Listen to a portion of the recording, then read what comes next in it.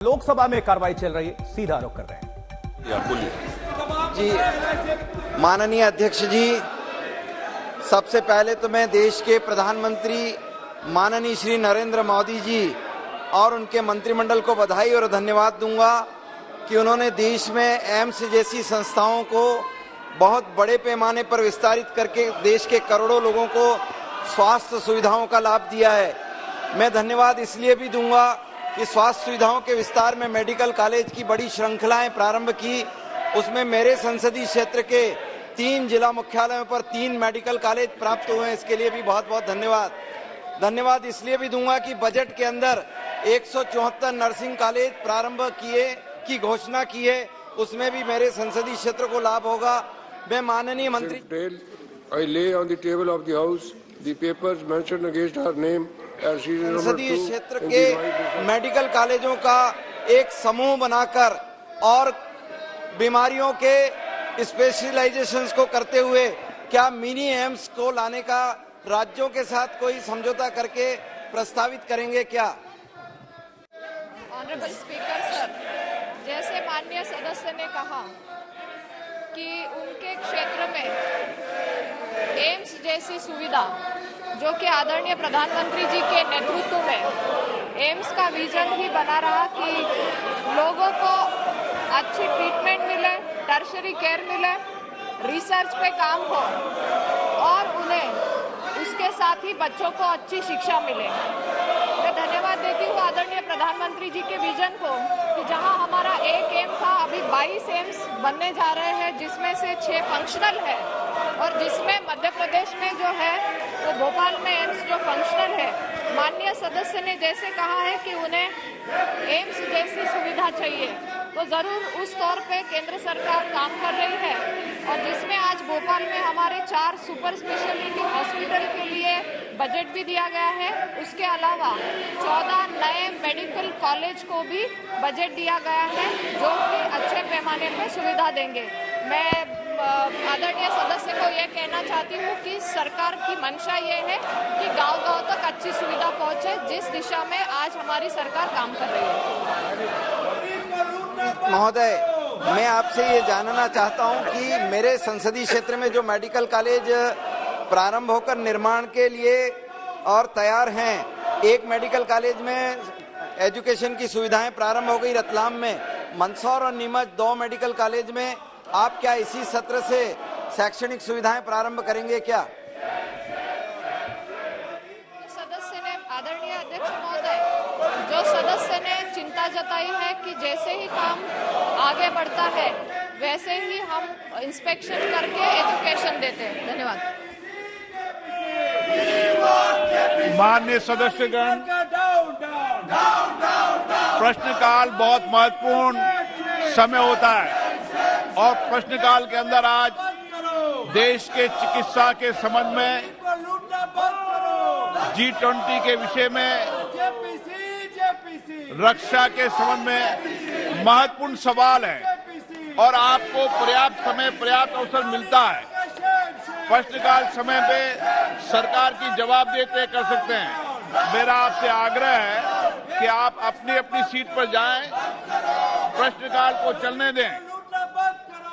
देश की सभी लोकतांत्रिक संस्थाएं ने संकल्प लिया है कि प्रश्नकाल को स्थगित मत होने दो। आप सदन की मर्यादा नहीं है, महत्वपूर्ण विषयों पर चर्चा हो रही है, प्रश्नकाल पर आप चर्चा नहीं करना चाहते। माननीय सदस्यगण, ये उचित नहीं है।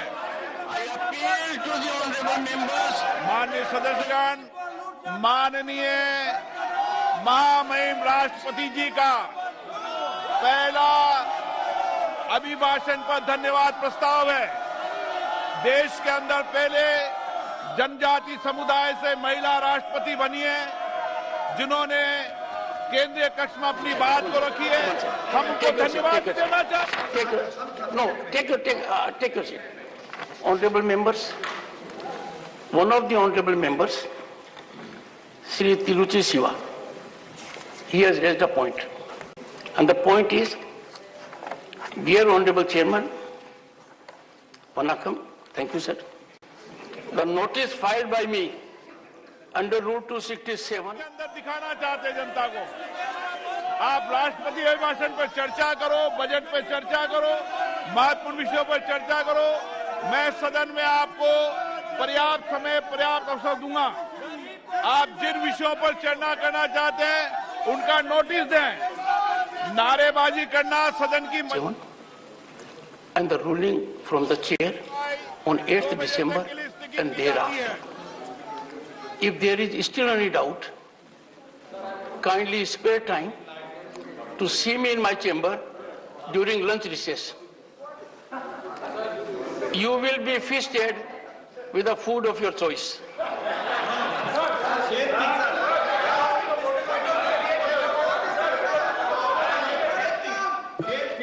One second. Honorable members, please take your seat. Honorable member, please take your seat. Honorable members, the proceedings of the House can continue only when the House is in order. If the House is not in order, the proceedings cannot continue. I have given my ruling and no further discussion on that can take place. This is, one second. This is the practice since long. This is also codified in the rules and go to May's parliamentary practice or call and Sakdar. If there has been a ruling of the chair, parliamentary democracy survives on the strength of the chair. I have given my ruling. My ruling has been continually disregarded. Anyone reading the Rule 267 will make it apparent. I have got lot of inputs from students. I do not wish to share with the House.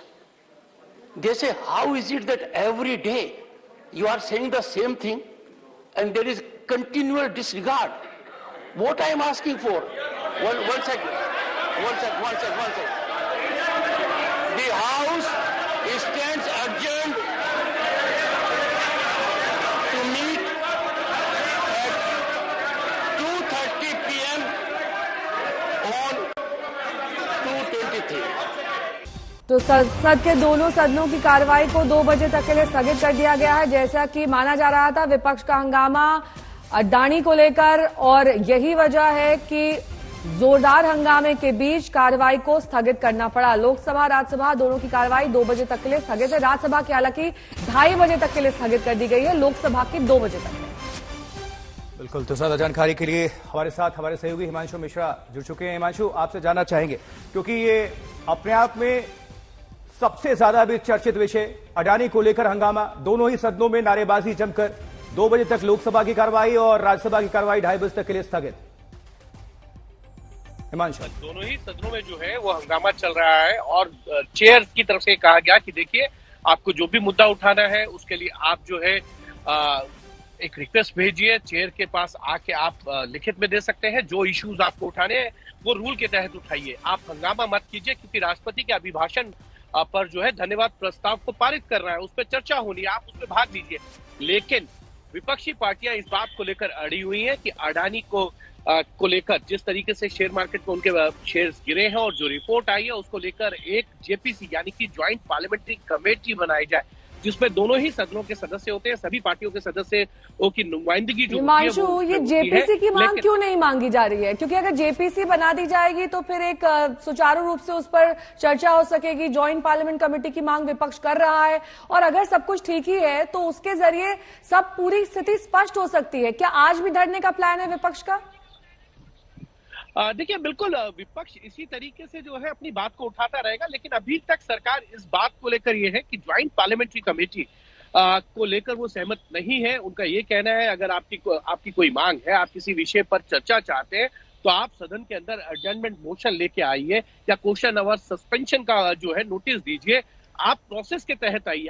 सरकार चर्चा के लिए तैयार है, लेकिन JPC बनाने की जो मांग है वो सरकार उसके लिए तैयार नहीं हो सकती है। मुझे अभी लगता है कि अभी बहुत, अगर इसी तरीके से विरोध चलेगा तो शायद जेपीसी बन जाए, क्योंकि कई बार ऐसा हुआ है कि चाहे 2G स्पेक्ट्रम हो या अन्य विषय हो, जब एनडीए जो है विपक्ष में था तो वो जेपीसी की मांग करता था 2G स्पेक्ट्रम को लेकर, तब जेपीसी जो है वो नहीं बनाई गई। पूरा एक संसद का सत्र जो है बिल्कुल हिमांशु, आप नजर बना के रखें। बहरहाल आपका बहुत बहुत शुक्रिया। और सदन की कार्रवाई स्थगित हुई है। अब देखने वाली बात होगी कब तक स्थगित, क्योंकि फिर कार्रवाई शुरू होगी, फिर से हंगामा नारेबाजी होगी, फिर से स्थगित।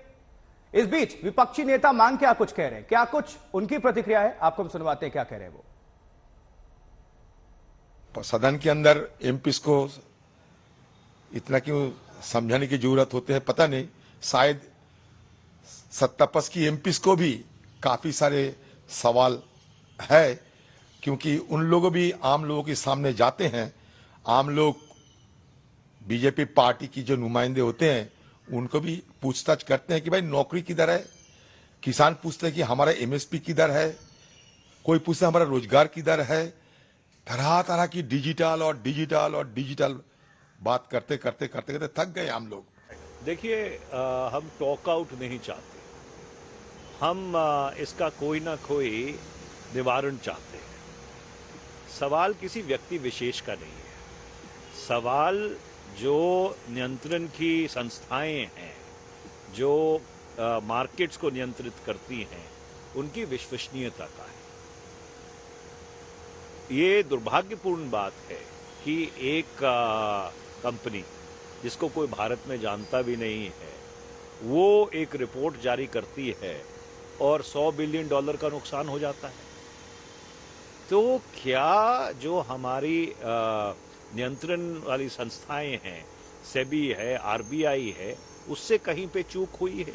क्योंकि ये भारत की विश्वसनीयता के ऊपर एक प्रश्न चिन्ह लगाता है एज अ सिक्योर मार्केट। सारे एसेट्स उनके हवाले कर दिए गए हैं, पोर्ट्स हो, एयरपोर्ट्स हो, मिनरल्स हो, कोल हो, सीमेंट हो, तो पावर हो, सब चीज एक ही इंसान के पास है। इतना उनका मार्केट वाइप आउट हुआ है, इस पर चर्चा होनी चाहिए और इस पर हम बार बार आवाज उठाते रहेंगे। हिमांशु मेरे सहयोगी इस वक्त तमाम जानकारी के साथ जुड़ रहे हैं। हिमांशु, देखिए, बड़ा सवाल यहाँ की एजेंसियों पर भी उठ रहा है, चाहे वो बैंक्स हो या फिर जिस तरीके से आरबीआई इस पूरे मामले में सामने आया है, उनकी निष्पक्षता को लेकर अब सबकी नजर उसी पर टिक गई है। विपक्ष लगातार कह रहा है कि जो चीजें हिंडनबर्ग रिपोर्ट में मेंशन की गई हैं, उसको लेकर एक सार्थक चर्चा हो। देखिए, बिल्कुल विपक्ष ये चाहता है कि चर्चा हो, लेकिन वो ये चाह रहे हैं कि इस पे जेपीसी बनाई जाए, क्योंकि जेपीसी कमेटी जब बनाई जाती है तो दोनों सदनों के जो है सदस्य उसमें रखे जाते हैं। 31 सदस्य जो है वो रखे जाते हैं, नेहा, और हर पार्टी की जो स्ट्रेंथ है उस स्ट्रेंथ के अकॉर्डिंगली जो है उसमें उनके सांसदों की संख्या रहती है। ऐसा पहली बार नहीं है कि जेपीसी की मांग की जा रही हो और जेपीसी नहीं बनाई जा रही हो। पहले भी ऐसा होता रहा है, जेपीसी की मांग विपक्ष या पार्टी, चाहे वो कोई भी दल विपक्ष में रहे, वो जेपीसी की मांग कई मुद्दों पे करते हैं।